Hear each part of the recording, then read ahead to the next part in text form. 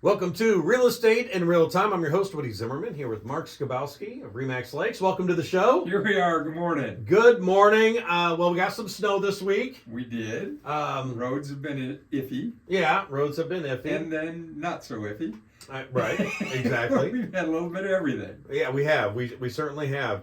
But what we're going to talk about today is because we're, entering February already. I know. 2023. Flying by already. I can't believe crazy. it. I can't believe it's 2023. I know.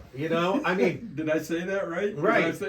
I know. Because I'm still writing 2022 on check. Right. Because we got 2 more weeks. That's Yeah. what I usually say about the middle of February. I finally got on board with it. Well, yes, I do still write checks. It's like, remember, Y2K from, that's 23 years ago. Yeah. Then we're all worried that computers were going to shut down. Everything was going to, the world was going to end. Yeah, world was going to crumble. Could you imagine today if we had a shutdown like that? Oh, no. I mean, so for our industry, back in the old days, in prehistoric times, the 90s, you had a book.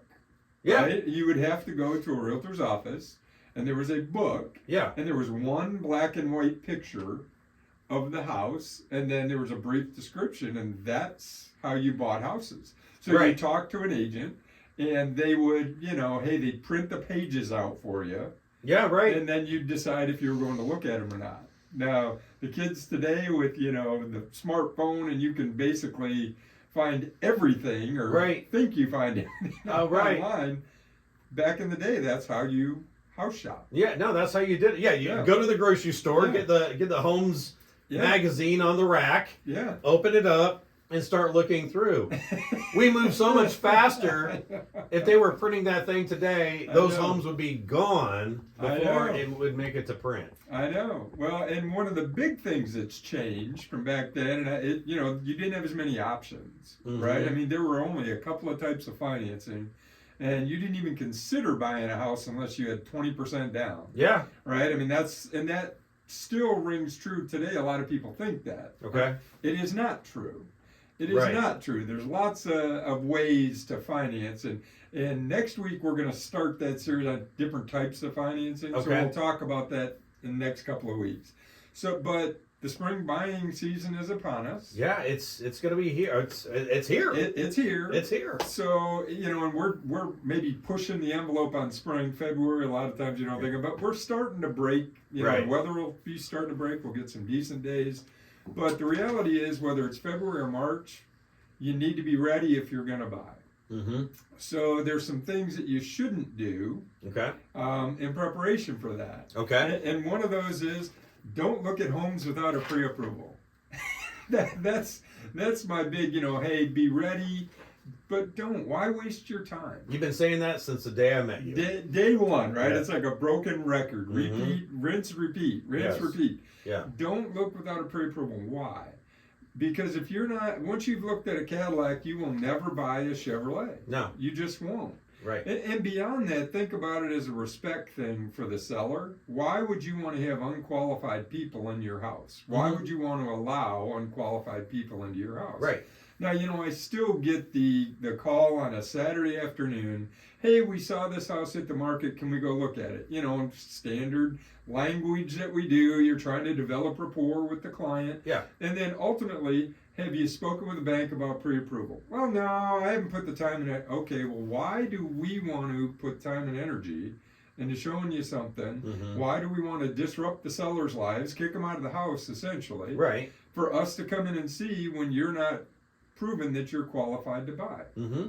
This is not buying a car where we got a showroom and you just walk in and look at whatever happens to be there. Right. Really, if you're going to do this, be committed to the process. Because otherwise, what level of commitment have you shown? Right.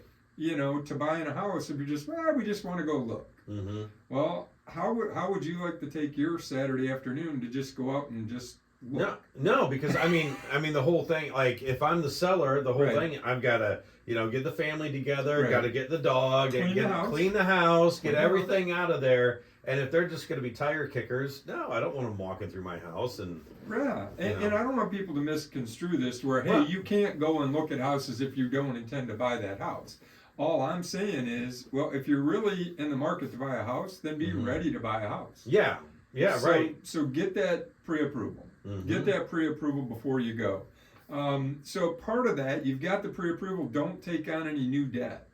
Don't go get any new loans. Don't impact your credit score, right? Because all of those things, there's a lot of commercials out now. Credit Karma, you get the purple horse, the dude riding the purple cow, whatever it is to get your credit score up. Yeah, your credit score is important as far as what you can buy. Not only is your credit score, and what impacts your credit score is debt.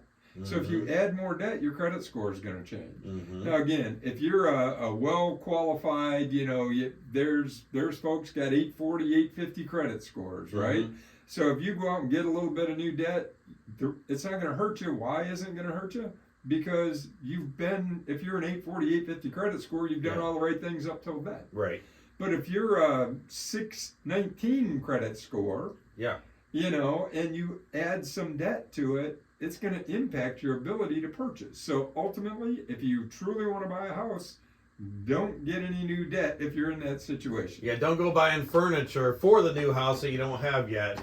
Wait till after you get the new house. Or don't go buy furniture on credit, I should say. Yeah. Correct. So, and after the break, we'll go into some more details. It's already time for a break. I guess it is. Okay. We're just zooming. We'll be right back after this. You're listening to Real Estate in Real Time. Wow. Welcome back. You're listening to Real Estate in Real Time. I'm your host, Woody Zimmerman, here with Mark Skabowski of Remax Lakes, and it's the spring selling season. It's upon us. It's just about here, basically. And we're talking about the do's and the don'ts that you want to do or not do to get ready for the spring selling season. Right. So, because if you're committed, you're going to buy a house, you need to be ready. Yeah. Right. And that's ultimately what we're talking about. So we talked about, don't get any new debt.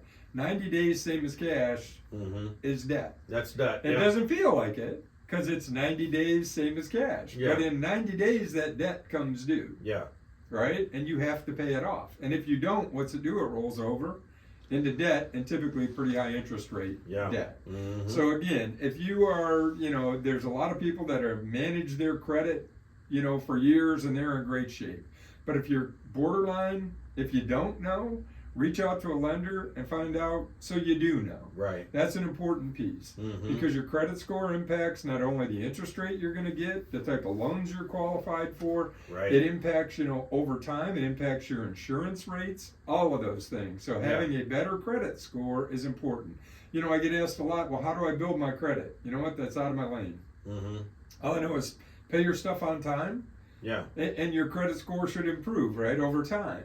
But many times you would think, hey, if I pay a credit card off, it'll improve my score. And ultimately, it does not. No. Or it could not. Yeah. Talk to the experts. I know enough to stay in my lane. I know enough to be dangerous. Right. But talk to somebody that can really guide you on that. So generally with buyers, that's one of my first counsels. Hey, get that pre-approval. Talk to somebody. Work with a lender that you can reach out, pick up the phone, talk to them. You can walk in their office and say hello. Right. It's not a call center in California that is only open, from 9 a.m. Pacific Standard Time to whatever. Yeah. Work with somebody local, get that pre-approval. Don't get any new debt. Don't drain your savings account. Don't drain your savings account. Well, and I know that's not the intent, right? I mean, regardless of how you're financing, if you're going to ultimately, we're going to need to ask the buyer or the seller for some closing costs, that's all well and good, but you need to have some reserves. That's just good financial sense. When you move into a house, stuff breaks. Yeah, that's true. Right? And now you're going to be responsible to fix it.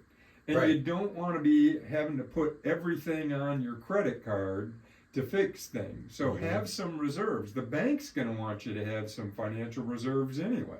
Right. So, keep putting money away even while you're, in that process. As you mentioned, don't go out and buy all this new stuff. I don't care if you pay cash for it or not. You need to have reserves. Wait till you're in the house. Yeah. And then, do it to where it makes sense. Buy a little bit at a time, not big chunks. Don't drain your savings account. But you got to think about it. You're looking at this house. Is this a good investment for me? Well, the bank is looking at you. Are you a good investment for them? Absolutely. And that's where they're going to look at reserves. And this time of year, everybody's just now getting their W-2s or whatever else, and they're, hey, I'm going to file my taxes right away. I'm going to get a tax return and buy my first house with my tax return, with my tax refund. Well, that's a plan, but do you have any control of when that comes through? No. So I've got an agent in my office has a transaction that's pending. I mean, they wrote it just a week or so ago, and it's pending, but they can't close until the tax returns come in. So they were initially going to close a little bit earlier. Now they've already pushed it out, even though I don't know why they didn't write it later to begin with. You know, later in, because how long are tax returns going to take to come out? I don't know. I usually have to pay. You know, being self-employed, there's no refund coming back. Right. No, I get it. So I'm paying on the last possible day that I can pay. You got that right. But I don't know what that timing looks like, and sometimes they get delayed. So, you know, regardless of whether you're going to use your tax return or not, continue to save all the way up to and hopefully after you own a house, because owning a house can be expensive. Things are going to break. Bottom line. We talked last week about predictions for 2023. I can tell you, homeownership stuff's going to break. I guarantee you, things are going to break. Absolutely. So make sure you've got some reserves. Don't change jobs or don't quit your job. Right. Don't quit your job. If you're going to buy a house, how are you going to pay for it if you quit your job? Right. Now, you know, in many cases, and I don't pretend to be the end all on this, but if you're doing a lateral move or if it's in the same position, if you've been in a job for 10 years and you're going to another company in the same position, generally that's not going to impact your ability to finance. However, your lender is going to want to see a couple of pay stubs from that new employer. Right. So just, you know, put that into your equation as far as when you're going to buy and when you're going to close, because if you need 2 new pay stubs, you know, and you get paid bi-weekly, that's a month. Right. You've just added a month to the process. So just think about those pieces when you're getting ready to buy a house. If you think you're going to buy, follow along with those steps, and you should be in good position to do it when the time is right. Okay. Wow, that's a lot of good information. It's a lot of stuff. A lot of good information, but always going back to your first thing. Talk to a local lender, get pre-approved. And then that way you know which ballpark you're playing in. You got it. You got it. And not only which ballpark you're playing in, but what type of financing are you going to use to buy that. And we're going to be talking about that next week. Okay, because they can get very, very creative these days. So, because I was all scared because I thought I need 20% down. Not the case. That's not the case anymore. No. Okay, Mark, your contact information? Sure. So our website's lakes-realtors.com. Phone number is 574-834-1233. You can always email me, Mark Skabowski at remax.net. And check us out on YouTube. We post this relatively quickly. After we've done it. Look for our mugs on TV. All right. You've been listening to Real Estate in Real Time. Have yourself a wonderful weekend.